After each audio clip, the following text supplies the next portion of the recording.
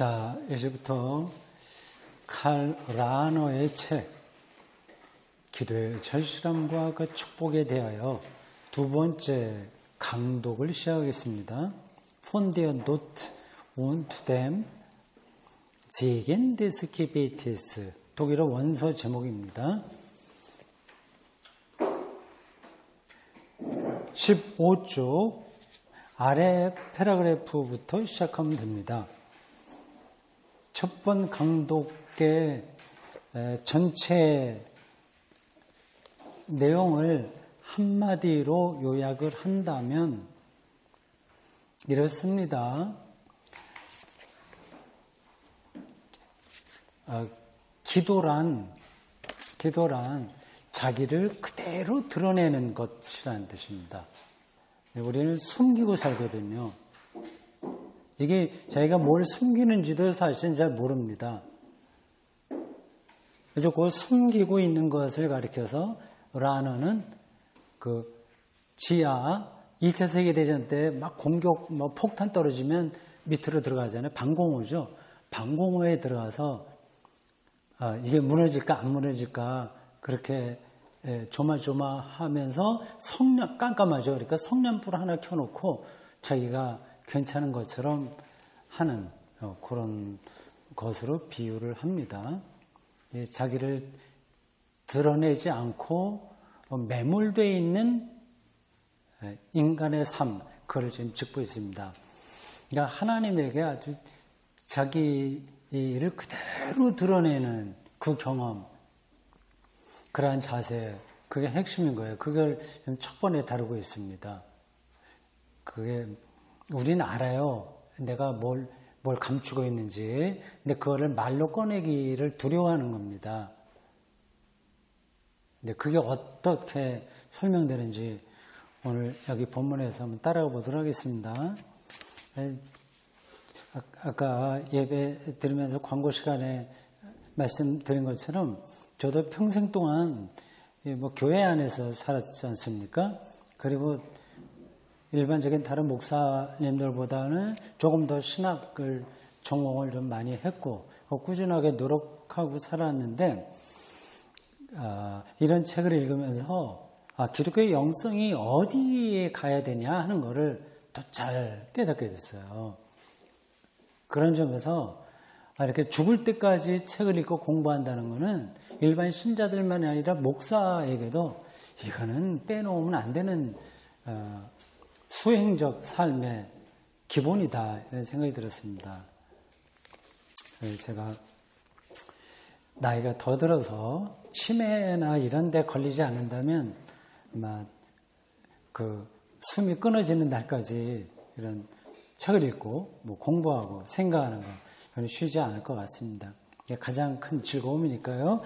자, 15초 봅시다. 그 매몰된 상태까지 이야기했어요. 그걸 이제 조금 더 라너가 설명하고 있습니다. 스스로 한번 물어보십시오. 우리 마음은 어떤 상태입니까? 보십시오. 하나님께서 당신 자신의 무한한 자유를 누리도록 우리 마음을 실제로 해방시켜주지 않으셨다면 이게 이제 신앙의 핵심인데 이 마음, 우리의 이 마음은 우리 인간 존재의 유한성과 고통과 절망과 일상성이 스스로 의식되고 그 자체로 소진되어 버리는 우리 존재 안에 있는 내적인 지점입니다. 좀 이게 직역이라서 좀 문장이 매끄럽지가 않습니다. 우리가 어디에 갇혀서 산다는 겁니다. 소진되는 인생을 가리키죠. 우둔한 사람의 마음, 비통한 사람의 마음, 절망한 사람의 마음, 이것이 본래 우리 마음입니다. 우리는 우리 마음의 이 감옥에서 벗어날 수 없습니다. 좀 공부하고 유식한 사람들 다 마찬가지예요. 여러분들이 지식인들, 저도 지식인에 속하긴 하는데 그렇게 대단하게 볼 게 없어요. 그럼 나름대로 뭐 존경하고 싶으면 하면 되는데 인간 자체는 거기서 큰 차이가 없습니다. 감옥에 갇혀 있습니다. 사실 인간은 항상 인정사정 없이 파고드는 그런 고요한 의식, 지상적 존재의 고독, 절망과 허무의식을 느끼지 않기 위해 그걸 벗어날 수 없는 건데 그걸 느끼지 않으려고 하는 거예요. 안간힘을 쓰는 거죠. 그걸 속이는 겁니다. 문자 그대로든 아니든 상징적으로든 이제 어떻게 하냐. 이게 우리의 모습이에요. 여행을 떠날 수도 있고 이게 피하는 겁니다. 피하는 거. 일에 파묻혀 지낼 수도 있고 쾌락에 빠져 살 수도 있고 다른 사람에게 위로를 받으며 그런 시도를 할 수 있고 어느 자기의 실존을 이제 외면하는 거죠. 또 수천 가지, 수만 가지 방법으로 자신을 무감각하게 할 수도 있습니다. 그러나 성급하고 절망적인 그런 끝없는 도피는 아무 소용이 없습니다. 인간은 불현듯 자신이 조금 더 앞으로 나아가지 못했다는 것을 다시 깨닫게 되고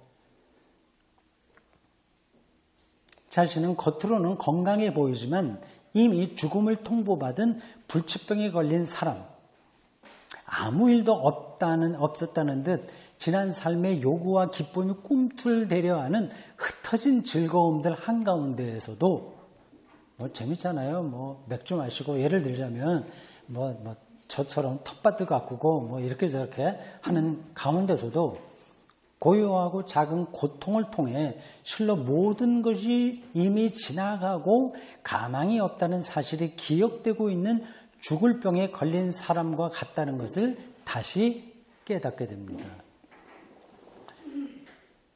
뭐 부연 설명하지 않아도 되죠. 여러분 그 주변에 행복하게 사는 듯한 사람들 많이 있죠. 그렇지 않습니다.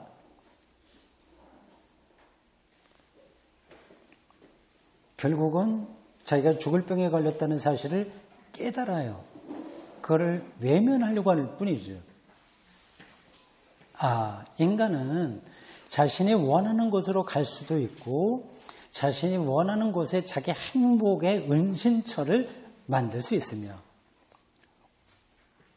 온 세상으로 흩어져 나갈 수 있지만 돌연 자신이 자기 인생의 지하 감옥 안을 분주하게 빙빙 맴돌고 있을 뿐이었다는 것. 자신은 매몰된 자신의 방공호의 작은 구멍으로부터 다른 구멍으로 기어 들어갔다는 것. 모든 것이 하나의 감옥 생활의 연장선상에 있었다는 것. 자신은 여전히 우리가 인간 삶이라고 부르는 그 유한함, 허망함 아시죠? 남는 거 없어요. 허망해요. 일상적인 일상성, 실망스러움, 잡담, 천박함, 가망 없는 시도들 속에서 이런 것들에 묶여 구금되어 있다는 것을 다시 깨닫습니다. 분명 자기 인생의 집지야 방공호에 근심 없이 겉으로 볼 때 천진하게 그냥 앉아있는 사람들이 있습니다. 행복한 포즈를 취하는 거예요. 그들은 자신이 저장해 놓은 것들을 가지고 태연하게 즐기면서 살고 어쩌면 잔뜩 고무되어 좀 멋지게 대화를 나누기도 하며 또 어쩌면 사랑도 하고 계획도 세웁니다. 하지만 그들은 자신들이 있는 방공호의 입구가 무너지고 매몰되었다는 것을 아직 깨닫지 못했습니다. 여기서 예외는 없습니다. 그러니까 다 불쌍한 존재들이에요. 그것이 무너졌다는 것은 모든 사람 위로 죽음이 덮쳐오기 때문이고 모든 사람 뒤에 종말이 서 있기 때문입니다. 그걸 우리가 의식하고 있거든요. 무의식적으로라도 종말.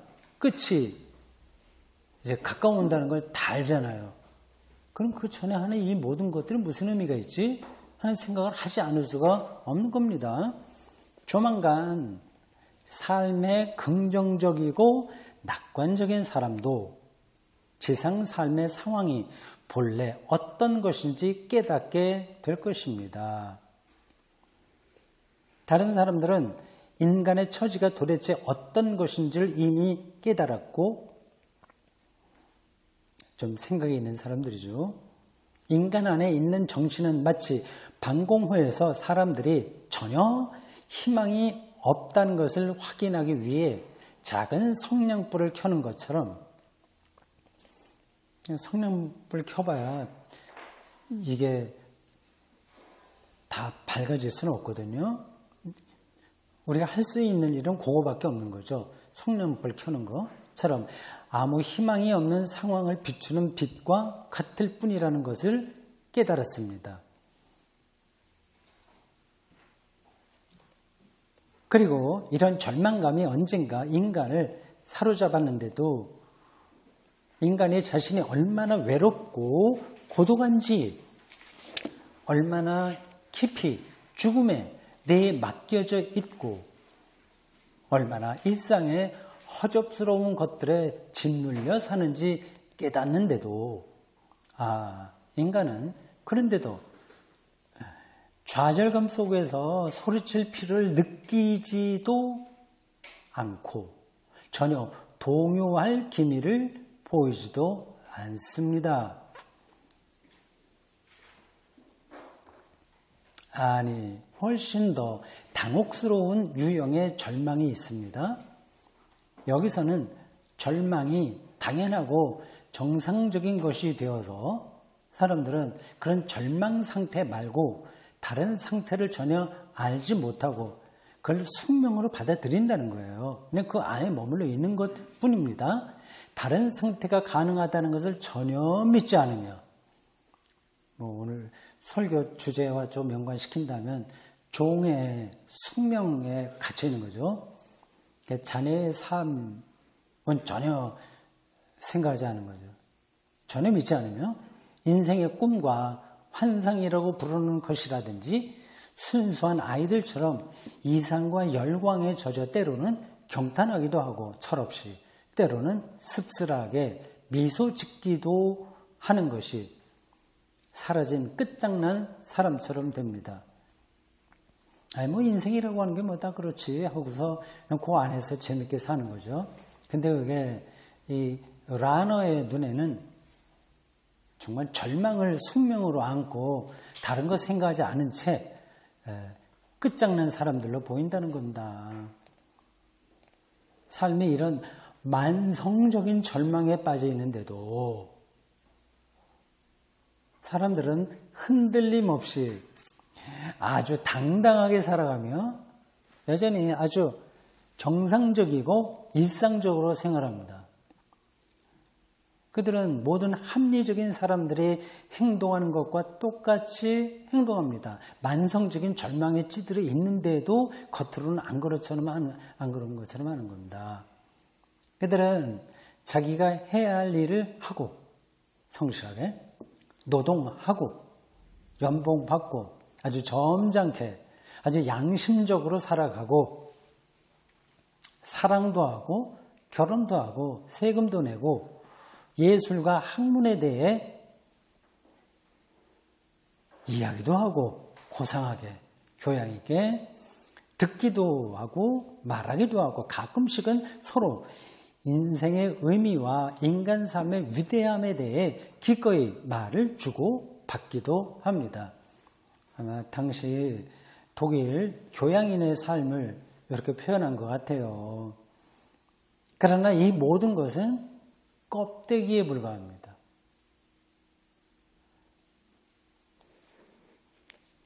모든 것이 분명 인간 마음의 깊은 내면,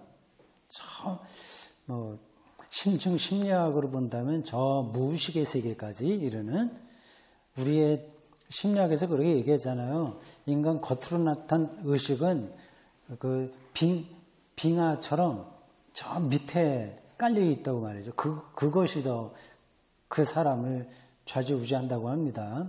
깊은 내면, 깊은 심층, 깊은 상처를 살짝 덮고 있을 뿐 그것에서는 출혈이 심해 사람들이 서서히 죽어가고 있으나 사람들은 그것에 대해 점잖게도 말하지 않습니다. 직면하지 않는다는 거예요. 점잖고 교양이 있는 사람은 절망하고 있을 필요가 없기 때문인지도 모릅니다. 내가 왜 절망해? 나는 교양이 있는데. 그런 거죠. 모든 것이 분명 우리 마음에 매몰된 감옥을 은폐하고 있을 뿐인데, 겉으로는 화려하게 살아도요. 그건 다 은폐인데, 그 안에는 본래의 인간, 곧 우리가 우리의 지상 삶이라고 부르는 우리 자신의 안과 밖에 있는 모든 것이 유한하고 가련하고 하찮고 죽음의 운명 아래 놓여 있다는 것을 알고 있는 인간이 희망을 잃고 감금되어 있습니다. 겉으로는 안 그런 것 같은데 실제로는 오히려 그 방공호에 숨어 있는 것 같다. 그 뜻입니다. 지금 우리가 보고 있는 21세기 대한민국에 사는, 이건 아주 옛날에 쓴 책이긴 합니다만 지금 우리의 삶에 대한 묘사라고 해도 틀리지 않습니다. 그러니까 그 껍데기에 불과한 것 너무 부러워하지 않으셔도 돼요.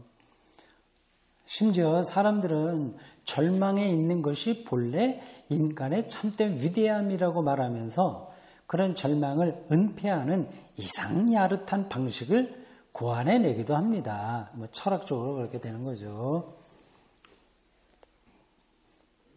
모든 것이 끝장난 사람. 인간 실존은 그렇습니다. 모든 것을 알 만큼 다 안 사람. 모든 것의 이면에는 허무만이 있다고 깨달은 사람. 그런 절망한 사람만이 본래의 인간, 참된 인간이라는 것이며 이 참된 인간이야말로 일상의 속물들과는 다른 고상한 인간이고 존재하는 인간의 유일한 위대함, 인간의 극단적 허무에 대한 꾸밈 없는 인식을 용감하고 솔직하게 고백하는 인간이라는 것입니다. 이렇게 철학적으로 생각하는 사람들이 있다는 겁니다. 일종의 니체도 여기에 포함될 수 있겠고요. 허무주의, 포스트 모던, 해체주의, 그걸 이제 알고 사는 거, 이게 그걸 솔직하게 인정하는 거, 그거 최선이다. 그렇게 생각하는 거죠. 인간의 위대함은 자신의 비참에 대한 인식에 있다는 것입니다. 물론 이런 냉정한 인식이 철학적 인간이죠.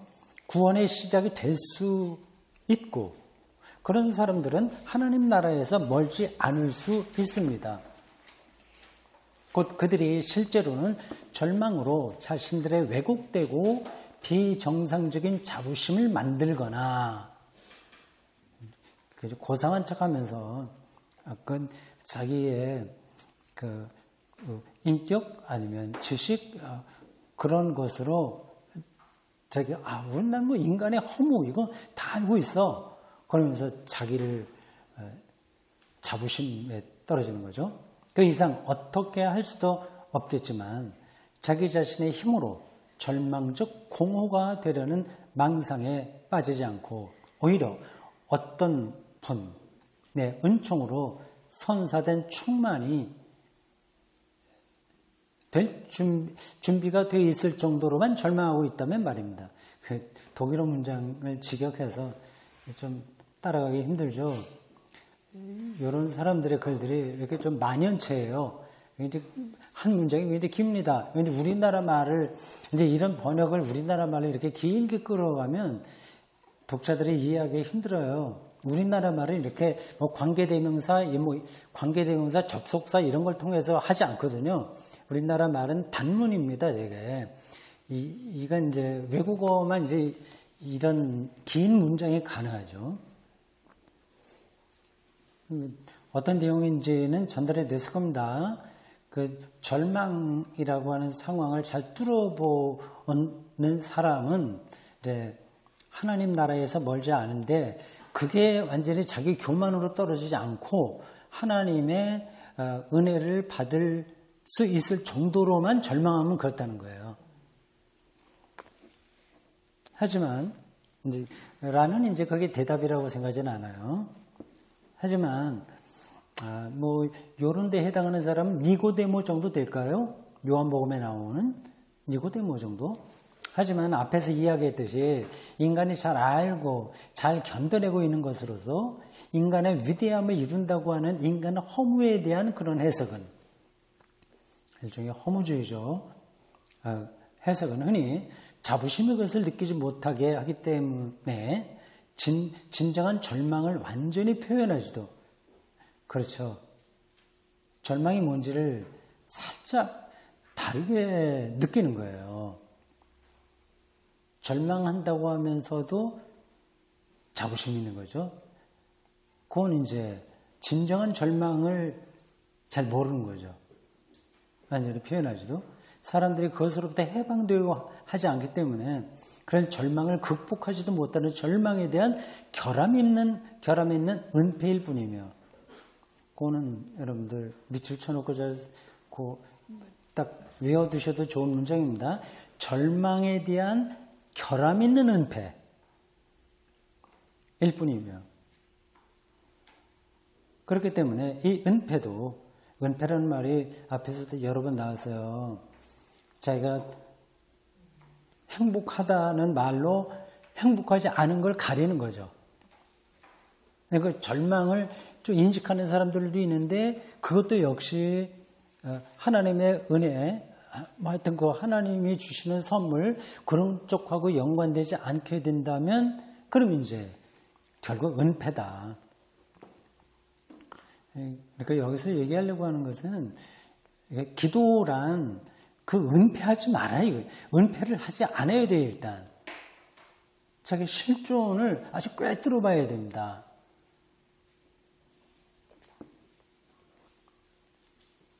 그렇기 때문에 이 은폐도 다른 사람들한테서 볼 수 있는 절망의 보다 원초적인 형태들보다 더 나을 것이 없습니다. 그러니까 그 절망 문제를 이렇게 철학적으로 이렇게 저렇게 꾸며봐야 해결이 안 된다. 이 사람들을 바라본다면, 그리고 일상이 되어버린 절망.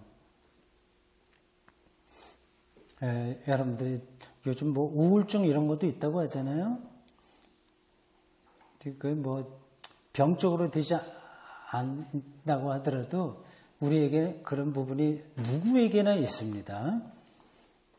저 밑바닥에 곧 나는 죽는다는 사실이 꿈틀대고 있고요. 그리고 그 어떤 성취를 이루어도 만족이 안 된다는 것을 다 알고 있는 거예요. 어제 이제 결혼식 주례를 봤는데 그 주례하다가 한마디 요런 얘기를 했습니다. 다른 건 다 빼고 두 사람 결혼한다는 여기 있어 보니까 참 짠하다 그랬습니다. 그 두 사람이 앞으로 40년, 50년 동안 같이 살게 되면서 얼마나 많은 시행착오가 있겠어요. 이건 이제 자기의 절망, 어떤 한계, 허물을 상대방을 통해서 채우려고 하면 이거는 악순환입니다.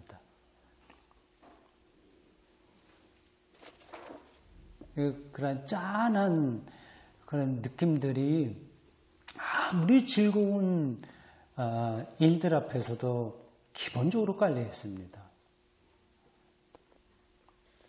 그걸 이제 확실하게 하나님 앞에 드러내고 자기를 그 하나님의 빛에서 비춰보는 태도, 이게 기도의 출발인 거예요. 근데 한국교회 기도가 과연 그러냐? 계속 꾸밉니다. 예. 상투적인 종교 언어 있잖아요. 자기가 알지도 못하는 언어들을 막 나열하고 조금 이제 비판적으로 본다면 기독군들이 있습니다. 근데 겉으로 보면 굉장히 감동적이에요. 이건 기도가 아니죠.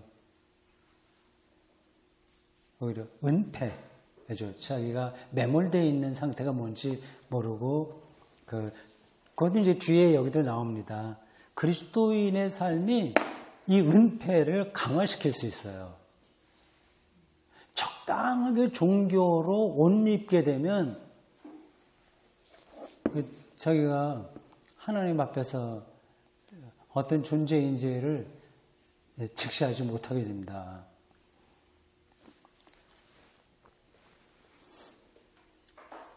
자신과 세상에 대해 다시 그 윗줄. 이 사람들 바라본다면 일상이 되어버린 절망, 자신과 세상에 대해 세련되고 겉꾸미고 있는 절망의 가면을 통해 참, 이 라너 참 단어들을 참 멋지게 쓰네요.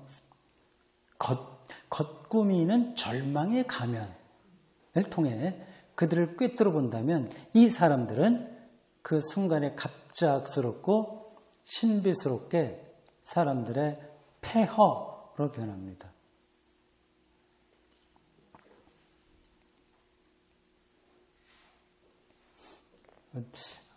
전달이 되겠죠? 로마 시대 때 교양인들이 어떻게 사시는지 아시죠? 한 예를 든다면 지금도 지금도 먹방이라고 많잖아요. 그 비슷한 것들 많이 있었습니다. 연회 이런 거 많이 베풀었어요. 귀족들이요. 최고의 삶이죠, 그들에게는. 그래서 아시는 대로 한쪽에는 연회 베풀고 산의 준비 잔뜩 먹고 배가 부르잖아요.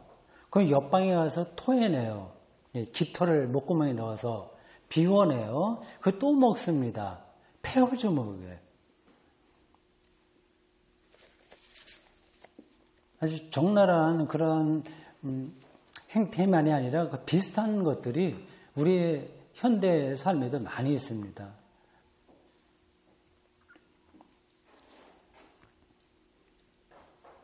폐허로 변합니다. 그러니까 멋진 연회, 부패, 그리고 그런 것들 그건 필요합니다. 그거 제가 싸잡아서 그건 잘못됐다 말씀드린 건 아니고요. 그것도 폐허일 수 있다. 꼭 기억하십시오. 건물의 전면은 허무와 공허를 뒤에 감추고 있고 건물 지하에는 본래의 인간, 곧 자유와 신뢰와 믿음과 무한성의 인간이 온통 매몰되어 죽은 채 버려져 있는 폐허 말입니다.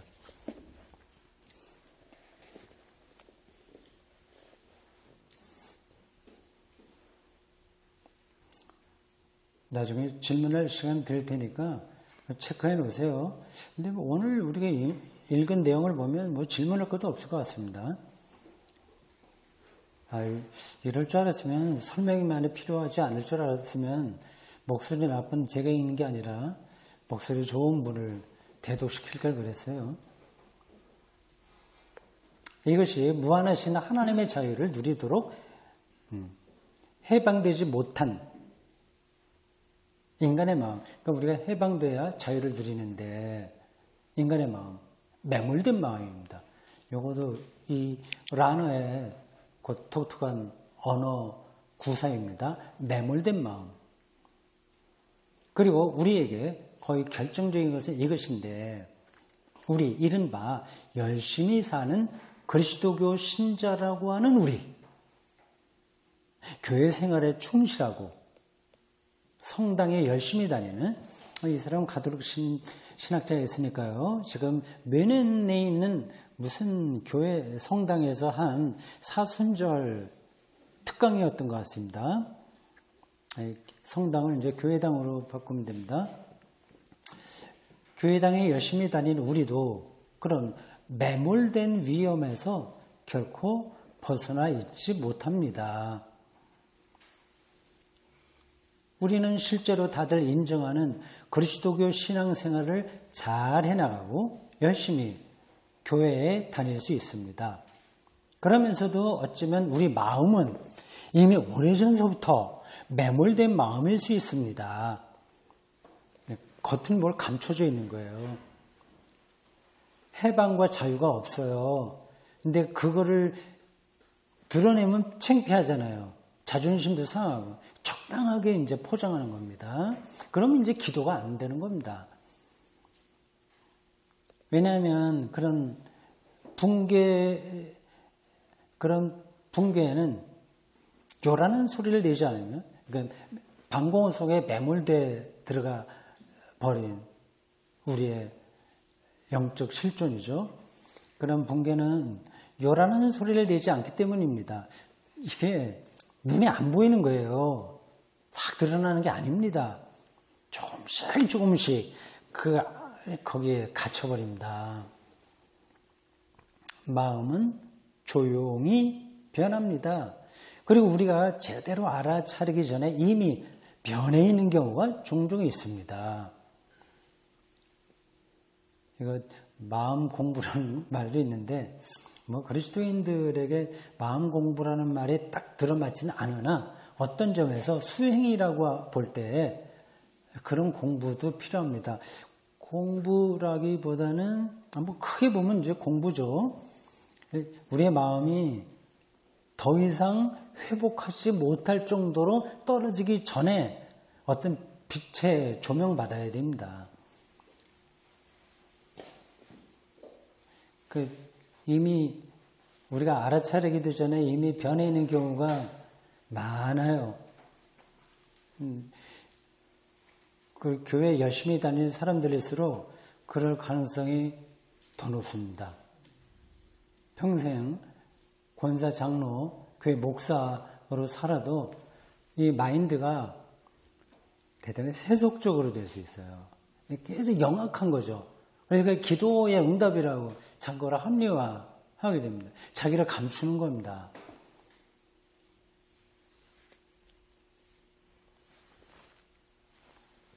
그러기 전에 완전히 굳어버리기 전에 방향을 다시 잡아야 되겠죠. 그런 일이 우리에게도 일어날 수 있습니다. 아니 어쩌면 이미 완전히 아니면 부분적으로 그런 일이 우리에게 일어났을지도 모릅니다.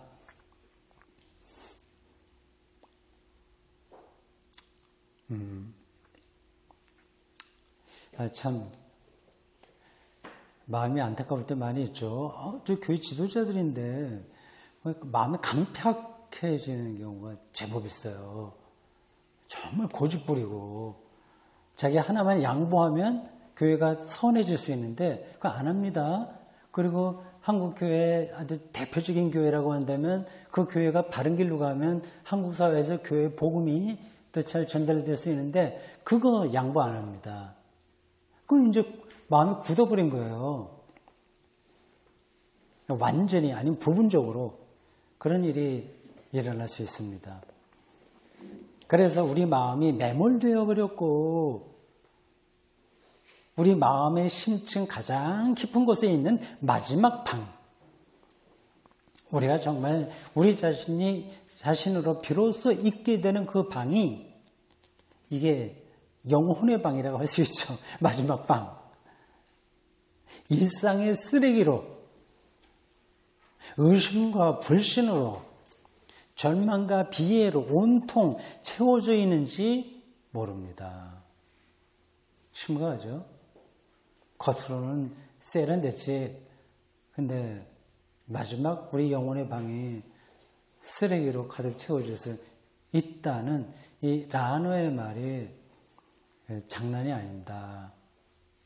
단순히 교회당에 꼬박꼬박 다니는 것만으로는 안전하다고 할 수 없습니다. 왜냐하면 그와 같은 신앙생활도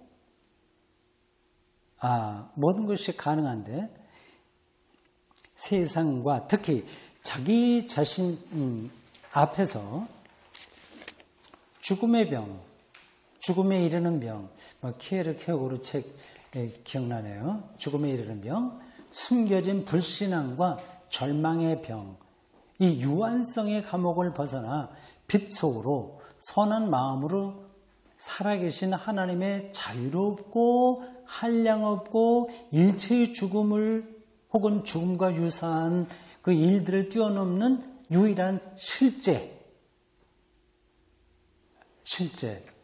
요 영어로 뭘까요? 리얼리티예요. 독일어로 베리클리카이트라고 합니다.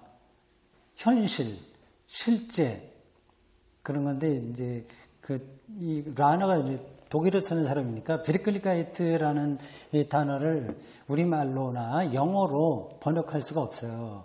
특별한 개념이기 때문에 그렇습니다. 종말까지 변증법적으로 긴장 가운데에서 이루어질 가장 궁극적인 진리 사건, 요게 이제 실제입니다. 현실성이고 독일어로는 베리클리카이트예요.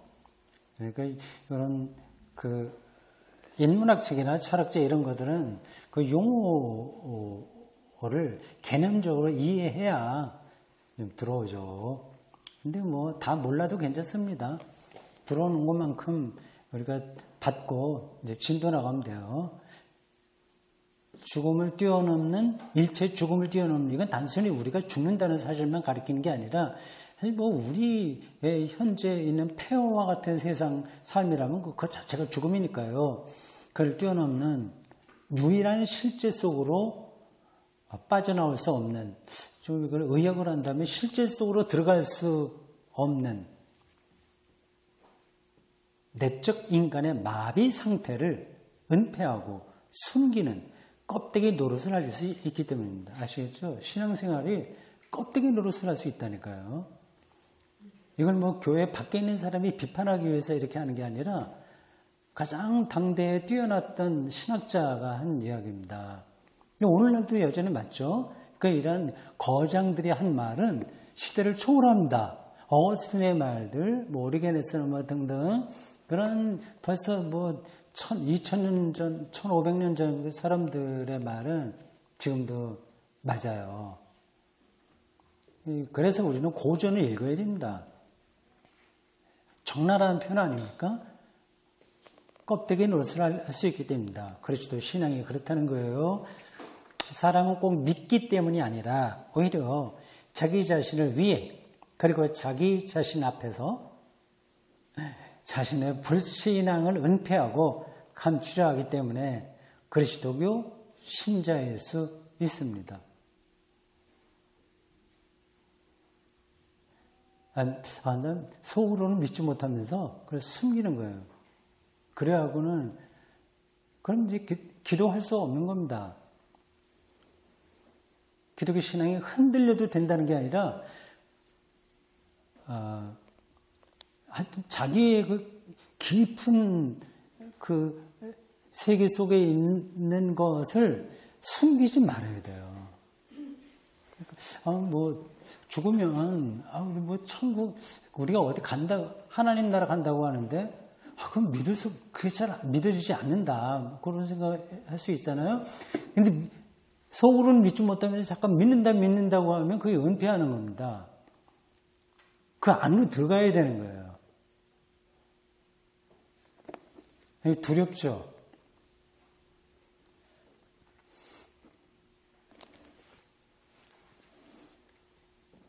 그렇지 않으면 불신앙이 자신을 너무 놀라게 할 테니까 말입니다. 그리스도교 부부가 그런 데까지 대화를 나눌 수 있으면 정말 소울메이트가 되는 겁니다.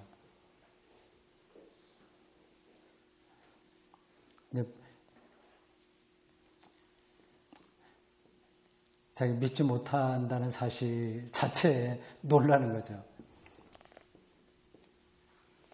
실로 사실 자체의 본성으로 볼 때 그리스도교는 속고 있는 인간 마음에게는 자기 자신 앞에서 불신앙을 가장 잘 위장하는 수단이 될 수 있고 이렇게까지 얘기하네. 참 가슴이 뜨끔하죠. 불신앙을 가장 잘 위장하는 수단이 기독교 신앙일 수 있다는 거예요. 매몰된 마음을 감추고 은폐하는 최상의 껍데기가 될 수 있습니다. 적나라하네요. 참. 당시 웨넨에 있는 그 성 미카엘 성당인가? 잘 모르겠네요. 하여튼 거기에서 한 강연인데 요 강연을 직접 듣고 있던 분들이 이런 얘기를 듣고 어떤 생각을 했을지 참 상상이 됩니다. 그렇게 우리의 마음이 매몰되어 있어요. 그럴듯하게 은폐하고요. 그런 매몰된 마음의 몰락은 전혀 손쓸 수 없는 현상이고 우리는 내적 인간 안에서 벌어지는 붕괴와 매몰의 위험에서 정녕 벗어날 수 없는 걸까요? 인간이 차갑고 위장된 절망과 실망의 지하 감옥에서 성공적으로 탈출하려면 대체 무엇을 해야 합니까? 마음을 여는 일은 어떻게 이루어집니까? 빗장을 가득 채워놓고 있는 그 마지막 방, 마음의 방, 어떻게 열릴 수 있습니까? 이에 대해 우리는 한마디로 하나님께 기도하는 중에 이루어진다고, 오직 기도하는 중에만 이루어진다고 말할 수 있습니다. 그런데 우리는 기도가 대체 무엇인지 알고 싶기 때문에 천천히 조심스럽게 이에 대해서 이야기하려고 합니다. 그리고 마음이 매몰된 상태에 있다면 무엇을 해야 하는지 물으려고 합니다. 예, 여기까지가 이제 쭉 현대인의 그 정신세계에 대한 분석이었습니다. 신학자가 한 이야기지만 일반 그 학자들도 동의할 겁니다. 이 내용으로요.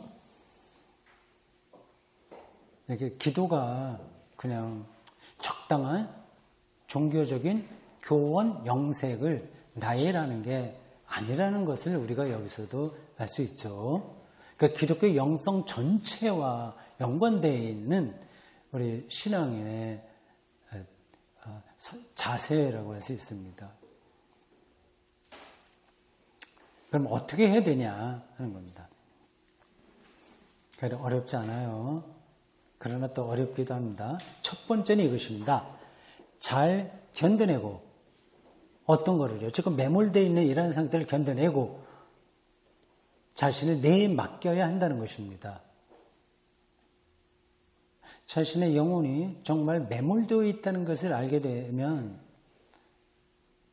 사람들은 익사하는 사람, 매몰된 사람의 절망감을 안고 필사적으로 저항하기 시작하거나 그리고 자신들이 처한 절망에서 벗어나게 해줄 수 있는 희망을 주는 온갖 형태의 일과 사업에 전념하거나 아니면 실제로 절망하게 돼요. 아예 포기하게 돼서 드러내놓고 거칠어지거나 소리 없이 냉랭하게 되며 저주하고 자신과 세상을 미워하고 신은 존재하지 않는다고 말하게 됩니다. 지금 21세기 대한민국도 그런 식의 흐름들이 제법 많잖아요. 정말 절망하는 사람들입니다. 그들은 참된 하나님과 자신들이 신이라고 생각하는 것을 혼동하기 때문에 이거 중요한 거예요. 신은 존재하지 않는다고 말합니다. 뭐예요? 이기적 유전자와 같은 책들이 그걸 가리킵니다. 매력적으로 글을 썼잖아요. 생물학자 리처드 도킨스의 책. 기독교를 그 기계론적 진화론에 근거하여 냉소적으로 그리고 희화화해서 비판합니다. 참 천박한 거예요. 학자가 그렇게 하면 안 되는데 교회에 현상적으로 나타나는 그런 문제들을 너무 진지하게 생물학적인 언어로 재단해 버리는 겁니다. 그가 기독교를 정말 비판할 생각이 있었다면 신학자들의 말을 대상으로 해야 되는 거예요. 그렇게 하지 않습니다. 그들이 비난하고 있는 기독교는 일반적으로 알고 있는 기복주의나 성장주의나 뭐 인간 투사된 뭐 그 슈퍼 에고의 뭐 발현 등등 그런 신으로 전제하고 기독교를 비판합니다. 이미 그건 지나갔거든요. 기독교 신학에서는. 그러니까 참된 하나님과 자신들이 신이라고 생각해서 혼동하기 때문에 쉽게 신은 존재하지 않는다고 얘기하죠. 그런 점에서 그들의 말이 맞기도 합니다. 그들이 신이라고 생각한 것, 곧 지상적 안전을 보장하는 신, 기독교인들 중에서도 이렇게 믿는 사람들 있죠. 실망스러운 삶에서 벗어나게 해주는 신, 생명보험의 신, 보험 들듯이 신, 어린아이들이 우는 일이 결코 없게 지켜주고 지상의 슬픔과 고통을 싹 물에 몰아내주는 정의가 세상에 가득하도록 챙겨주는 신, 인간적 사랑이 실망으로 끝나지 않게 해주는 신, 배신당하지 않게 해주는 신, 그런 일만 하고 그런 기능만 하는 신은 실제로 존재하지 않기 때문입니다. 그런 신은 없는 거예요. 없는 신을 놓고서 없다고 얘기하면 저 코미디 아니겠습니까? 그런데 이 두 번째 종류의 인간도 그러니까 그 신은 존재하지 않는다고 자기들이 생각하는 가짜 신을 놓고 말하는 그런 사람들도 엄밀히 말하면 절망을 견뎌내지 못합니다. 그래, 이기적 유전자로 세상을 판단한다면, 그럼 우리의 행위라는 것은 다 유전자의 작동에 의해서 움직이는 건데, 거기서 무슨 윤리가 있으며, 무슨 희망이 있으며, 뭐가 있겠어요? 절망인 거죠.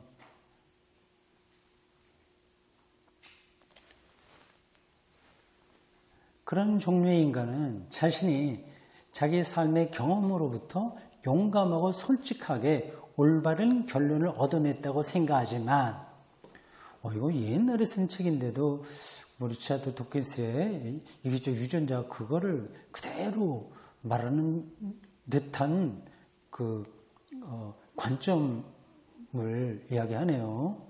역시 대가들은 어느 시대에 있어도 그 전국을 찌르고 있습니다. 그 역시 절망을 올바로 이해하지 못했는데, 왜냐하면 절망 안에서 하나님의 진정한 오심 대신 하나님의 죽으심을 보았기 때문입니다. 두 가지 대비되는 표현 기억해 두십시오. 하나님의 진정한 오심 대 하나님의 죽으심, 이게 대결되는 거예요. 어떤 사람은 하나님의 죽으심을 보는 거고 절망 가운데서, 어떤 사람은 하나님의 진정한 오심을 보는 겁니다. 예수님이 십자가에 돌아가셨다? 청당하셨다?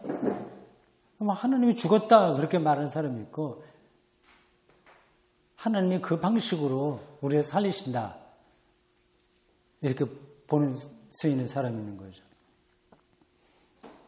아닙니다. 정말로 인정해야 할 것은 이것입니다. 곧 마음 안에 일어나고 있는 그런 일들에서 절망이 당신한테서 모든 것을 빼앗아가게 가만두라는 것입니다. 좀 예상외죠? 빼앗아가게 가만두면 안 된다 이렇게 표현할 줄 알았는데 다 빼앗아가라고 하네요. 절망이 다 빼앗아가게 해라. 아주 끝까지 가는 거네요. 절망이 겉보기에 모든 것을 빼앗아가는 것 같지만 실제로 당신은 유한하고 허무한 것만을 빼앗기게 될 것입니다. 아, 참 멋진 표현이네. 예? 유한하고 허무한 것만을 빼앗기게 될 것입니다. 네, 걱정하지 말아야지. 빼앗기게 될 것이 아무리 위대하고 놀라운 것이었어도 마찬가지이고 또 그것이 당신 자신이어도 마찬가지입니다. 빼앗기는 것은 다 유한하고 허무한 거예요. 수많은 꿈과 이상을 가진 당신들, 아주 현명하고 정확하고 아름답게 계획된 인생 설계를 하고 있는 당신, 하나님을 그 자체로 헤아릴 길 없는 분이라고 생각하는 대신 당신과 비슷한 존재라고 생각하는 신표상을 가진 당신 자신 말입니다. 그것마저 허무한 것일 수 있는 거예요.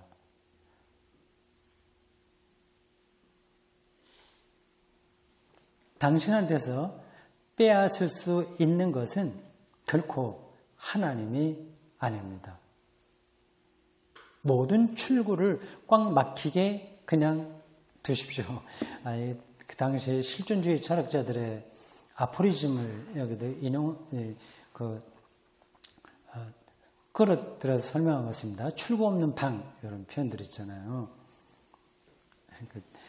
실존주의 철학자들은 그렇게 얘기하는데, 그래서 절망하게 되는데, 절망을 잘 우리는 아니까 또, 그걸 자만심으로 알고 있고, 그게 인간이다 얘기하는데, 라는은 뭐 같은 시대예요. 그 당시 2차 세계대전 지금 곧 끝나고 있으니까 실존주의 철학이 이렇게 풍미했던 시대입니다. 모든 출구를 꽉 막히게 그냥 두십시오. 당신에게는 유한한 것 속으로 나아가는 출구, 정말 대책 없는 막다른 곳으로 데려가는 길들만이 매몰됩니다. 붙들고 있으면 안 되는 거죠. 무력과 좌절, 피로와 공허로 가득 찬 것 같이 보이는 당신 내면의 감옥의 고독과 황량함에 무서워 놀라지 마십시오. 경악해 하지 마십시오. 그것은 다 빼앗겨야 될 것들입니다. 하나님만이 빼앗기지 않은 거죠.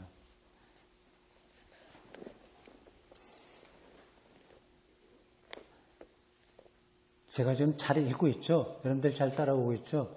숨소리 하나 안 들려가고 지금 집중하는 건가 아니면 다른 생각하는 건가 문득 들어서 그렇습니다. 재밌어요? 좀 놀라지 말자. 아이고, 자식들 어떻게 될까봐. 그건 인지상정이긴 한데, 내가 어떻게 될까봐. 그건 뭐 어쩔 수 없긴 한데. 근데 빼앗길 거는 다 빼앗기는 그 상황에 가도 된다. 그 얘기입니다. 빼앗기지 않을 게 있는 거예요. 놀라지 마라. 왜냐하면 만일 당신이 잘 견뎌내고 절망을 피하지 않으며 당신이 신이라고 부른 지금까지의 당신 삶의 우상들, 지금도 해당되는 얘기죠. 우상. 얼마나 많아요. 에너지 넘치는 우상들, 영적인 우상들, 신나는 삶, 신바람 나는 어떤 것들, 아름답고 존귀한 우상들, 프로 축구로부터 시작하여 우상들은 실제로 자본주의의 모든 그 프로그램들 그런 모습으로 다가왔습니다. 아름답게 다가온 거예요. 우상들에 대한 절망 속에서도 참된 하나님에 대해서 절망하지 않는다면, 말하자면 당신이 실제로 잘 견뎌낸다면, 그렇게 잘 견뎌내는 것은 이미 은총의 기적이지만, 와, 이거 한 절 한 절에 정말 금과 옥조와 같습니다. 견뎌내는 것 자체가 은총의 기적인데, 그런 기적이 당신에게 주어집니다 하면 괄호로 묶은 문장이 나오고요. 견뎌낸다면 당신은 돌연 당신이 실제로는 전혀 매몰되지 않았다는 것. 당신의 감옥은 오직 허망한 유한성을 차단할 뿐이라는 것. 당신의 감옥의 치명적인 공허는 오직 하나님의 진심 어린 마음에 대한 거짓 허상일 뿐이라는 것. 당신의 감옥의 침묵, 무지막지한 이 고요는 말 없는 말씀으로 채워져 있고 모두 이름들 위에 높이 계신 분, 모든 것 안에 모든 것이 신 분으로 채워져 있다는 것을 의식하게 될 것입니다. 그래서 예수님의 그 팔복에 보면 가난한 자가 복이 있다고 얘기하지 않습니까? 그러니까 모든 허상들은 다 없어지고 그걸 견뎌내는 힘이 있는 사람을 가리켜요. 복이 있다. 그러니까 꼭 필요한 것만 그 사람에게 남는 겁니다. 그리고 그 필요하지 않은 것들을 죽으면 물론 다 없어지겠는데 그 이전에라도 필요 없는 것으로 좀 제쳐두고 살아야 복이 있는 삶이겠죠. 모든 것 안에 모든 것인 분. 이런 게 이제 신학적인 표현입니다. 라틴어로도 여기 어떤 신조 같은 데 나왔을 거예요. 모든 것 안에 모든 것이 뭔으로 채워져 있다는 것을 의식하게 될 것입니다. 그리고 당신의 감옥의 침묵은 어디서부터 구원의 소리가 안 들려요. 그 침묵은 당신에게 그분이 여기 계시다고 말합니다.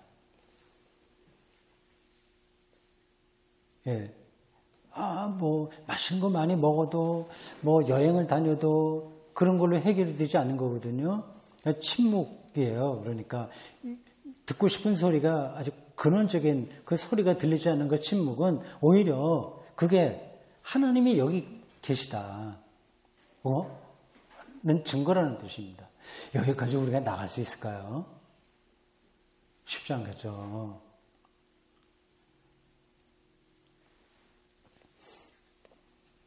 네. 그 매몰된 상태에서 절망을 하고 있는 우리가 거기서 벗어나올 수 있는 유일한 길은 기도입니다.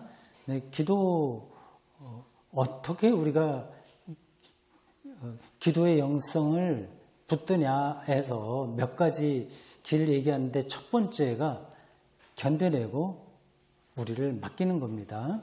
이 매몰된 상태를 견뎌내는 거죠. 이제 두 번째가 이제 25쪽 밑에서 셋째 줄부터 나오는데 요거는 다음 시간에 하겠습니다. 한 시간이 다 됐네요. 이렇게 해서 이 책 다 끝내려면 시간이 좀 걸리겠는데 일단 하는 데까지 해보고 우리가 진도 나가는 게 목표는 아니에요. 이 텍스트를 우리가 좀 읽고 같은 시간에 읽고 거기서 공감할 수 있잖아요. 약간 또 설명이 필요한 건 제가 하면서 그리스도교의 영성에서 핵심이라 할 기도의 세계로 한 발 한 발 들어가는 게 우리 강북의 목표입니다. 좀 진도가 천천히 나가도 이해하시기 바랍니다. 제가 잠깐 기도한 다음 여러분들의 질문이 있으면 받고 없으면 마치도록 하겠습니다.